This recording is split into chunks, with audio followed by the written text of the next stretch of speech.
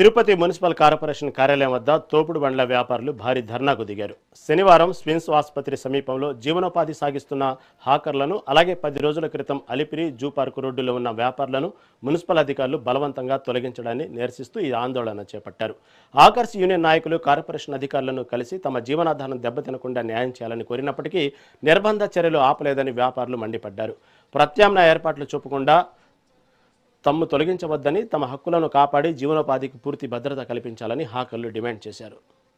Parliament చట్టాన్ని అమలు చేయాలి. 2014 పార్లమెంటు చట్టాన్ని అమలు చేయాలి. చిరు వ్యాపారస్తులకు 2014 పార్లమెంటు చట్టాన్ని కొట్టద్దు. చిరు వ్యాపారస్తుల కడుపులో న్యాయం చేయాలి. చిరు వ్యాపారస్తులకు న్యాయం చేయాలి. చిరు వ్యాపారస్తులకు న్యాయం చేయాలి. చిరు వ్యాపారస్తులకు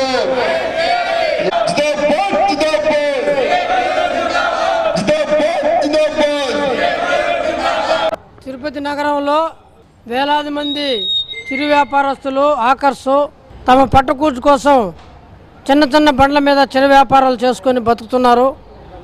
వారు అప్పులు చేసి సొంతంగా ఈ సరుకులు కొనుక్కొని ఈ యొక్క వ్యాపారాలు చేస్తున్నారు. వీరికి 2014లో పార్లమెంటు చట్టం చేసింది. వీరికి భద్రత ఉంది. వీళ్ళ అనుమతి లేకుండా, ఎటువంటి నోటీసులు లేకుండా ఏ ఒక్కరిని తొలగించకూడదని చట్టం చెప్తున్నప్పటికీ ఇక్కడ కొంతమంది వ్యాపారస్తుల ప్రలోభాలకి లొంగి వారి స్వప్రయోజనాల కోసం ఈరోజు కొన్ని దగ్గరలో ఈ యొక్క హాకర్ని తొలగించే కార్యక్రమం మున్సిపల్ అధికారులు చేపడుతూ ఉన్నారు. ఇది దుర్మార్గమైన విషయం. ఎందుకంటే మీ లాభాల కోసం, మీ బతకడం కోసం అనేక సంవత్సరాల తరబడి దాని మీద ఆధారపడి బతుకుతూ వాళ్ళ పిల్లలకు చదువులు, బాడుగులు, రకరకాల అప్పులు, ఆరోగ్యాలు ఇవన్నిటినీ కూడా భరిస్తూ వస్తున్న ఈ చిరు వ్యాపారాల మీద మీ ప్రతాపం చూపడం కరెక్ట్ అయిన కాదు, సరైనది కాదు అని చెప్తున్నా. ఈరోజు తెలుగుదేశం కూటమి ప్రభుత్వం వచ్చిన తర్వాత మేము బంగారు భవిష్యత్తు కల్పిస్తామని చెప్పి పేదలుగా ఉన్న వాళ్ళందరినీ కొంతమందిని దత్తత తీసుకొని మీరు అభివృద్ధి చేయండి అని చెప్తున్నారు.